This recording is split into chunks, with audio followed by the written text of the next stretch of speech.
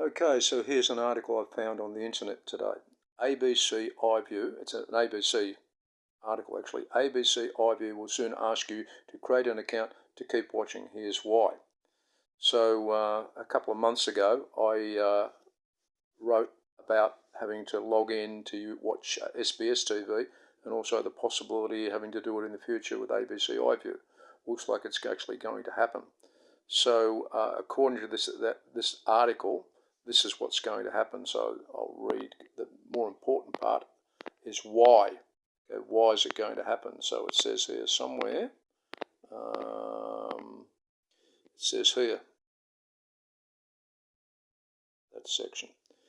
Interestingly, Australians expect to pick up where they left off streaming platforms. They expect to save favourites and receive recommendations, and in this algorithm-enabled world, that means asking ABC iViewers to share some of the information about themselves. Well, that's not quite right, right? Because part of this is false. It's not necessary for ABC iViewers to share information about themselves to be able to do the things that they're described there. Users can do all these things at their end of the ABC's iView service. It may take a bit of technical know-how, but it can be done. You can set yourself up favourites. You can start off with movies left off and all sorts of things like that. However, no doubt there are people that can that do want to be able to do these functions like saving where they left off, or pick up where they left off, or saving favourites and the like. But if those people want to do that, that does not mean that everybody has to have a username and password. Only those people that want to be able to do that function require a username and password. So why don't they make it optional? Talk about that in a minute. Now, what also needs to be appreciated here is the ABC is 100% funded by taxpayers. Now, when I use any commercial internet functions such as Google, Facebook, Gmail or the like, where a username and password is required, I'm usually also giving away information about myself. I consider that to be a cost of using the service, so happy to comply with that requirement. However, as the ABC iView, I'm already a user of it. I'm already as a taxpayer paying for the use of that service. So why do I now have to pay twice? I have to pay, plus in addition to have a username and password giving away information about myself. Now some people may think you're not giving away much information. So the article also says somewhere, so it says here somewhere, so there we are. It says here, so ABC iView will ask you for an email, first name or pseudonym, so you don't have to use your real name, year of birth, suburb or postcode, and gender. On gender, there will be an option, be a preferred not to say option, so you can sort of opt out of that. I suppose also you can just make up any information you like. You don't have to give the information. It doesn't need to be real, so why do it in the first place if you can make it up? It's one of my things. Now, that doesn't sound like much information being given away until you read the bit about privacy, all right? So there's something about privacy. So let's see if I can find about the Privacy Act in this thing. So I'll do a quick search on Privacy Act. Search for find privacy. Privacy. Okay. So it says there. All right. I'll just clear all that, all right, and highlight that. So I'm going to read this bit. Okay, I'll read that, all that. The ABC is bound by the Privacy Act and follows the Australian privacy principles on managing personal information. It has a publicly available privacy policy and the privacy collection statement setting out the reasons for collecting the information and how it will be protected. People can access any personal information held by the ABC about them by contacting the privacy officer.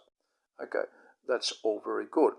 And it also includes a link there. So I see there's a link somewhere, that blue bit there, about the privacy policy. Okay. The article also says somewhere else there is an opt-out if a person doesn't want some data shared with third parties, like Facebook and Google, to personalised recommendations, or if they don't want ABC marketing materials. So it appears unless you opt out, information will be shared by Facebook or Google. That's what's inferred by that, all right? Okay. Unfortunately, privacy policies don't mean privacy. All they are designed to do is show how private information is collected, how it's stored, and how it is used and shared. So if you read the ABC privacy policy, you'll see it specifically states that they do share information with Facebook and Google, and further goes further on to say, so just to show you, we'll go to their privacy policy there, all right? And we'll search for some third parties. So let's see what it says about some third parties. So we'll find, oops, not share. No, I'm not going to do that. Oh, not going to do that. Then I'll go to find on page, some third.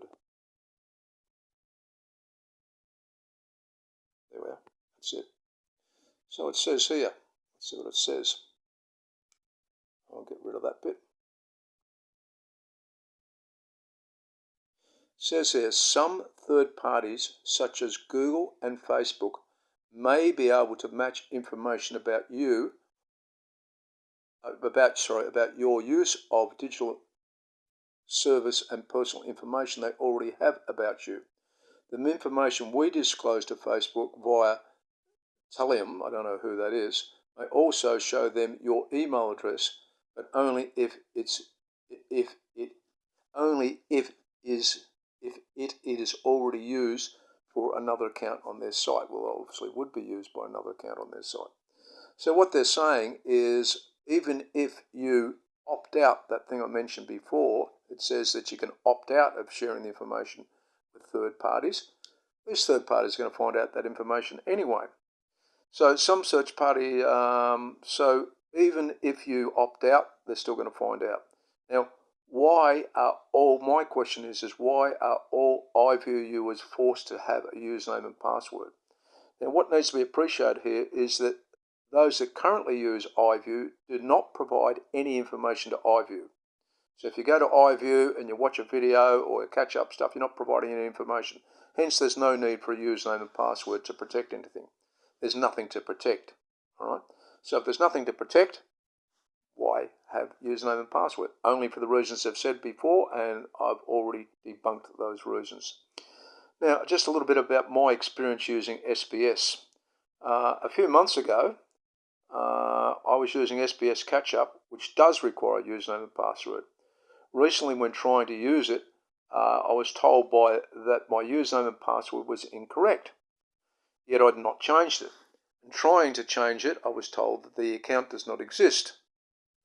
I had to re-enter the username and account, and then it did start working. I thought perhaps it was because SBS had been hacked. I wrote to them and asked them if they had, and they said they hadn't. Perhaps they had and they didn't know about it. Who knows? Consequently, all of this it's a hassle I had to go through, which basically is completely unnecessary. It's going to possibly be exactly the same hassle in the future using ABC iview. There's all sorts of people who have trouble with usernames and passwords, and they don't at the moment. They just click on it and play it. Now, a little bit about versatility, right? A concept of computing is that it's very versatile. You can make specific functionality available to some people and not others, all right? Considering this versatility, why does the ABC want everybody to use iview, have to have a username and password, and it could be made that some that want to use it and benefit from it can use it, and those that don't have to use it. So why are they making it compulsory? Anyway, as a consequence of all this, I sent an email to my local member, right, and said, why do I have to use that? So quickly hunting around here, I'll just see if I can find the reply to the email. There we are. It says here, if it comes up, yeah, all right. Yes, good morning, Mr. Greg. Wasn't morning anyway, it was afternoon. Thank you for advising Scott, Scott Bukowitz, I don't know how to pronounce his name, of the username and password requirement for ABS, SBS, and I understand other commercial channels. I'm not complaining about other commercial channels. The ACMA, Australian Communications Media Authority, I think that's what it stands for, would be the best place to direct your concerns. Scott doesn't make any decisions regarding the operation of either SBS or ABC, nor do the federal government. It is therefore an operational decision for the ABC and SBS. Please do not hesitate to come back if you want to know more. Okay, so then they've given me some things to contact them. That's what I call passing the buck. So we have politicians that make laws, and they make it so that these people, they make another authority called ACMA that sits in the middle. So we can't complain to our politicians. We have to go through this other ACMA thing. They're just passing the buck. All right, I'd suggest that everybody writes to the local member and say, don't pass the buck to ACMA. Why do I have to have a username and password? You find out for me and tell them not to do it. Anyway, that's it. Any more questions, you want to know any more, email me. Bye.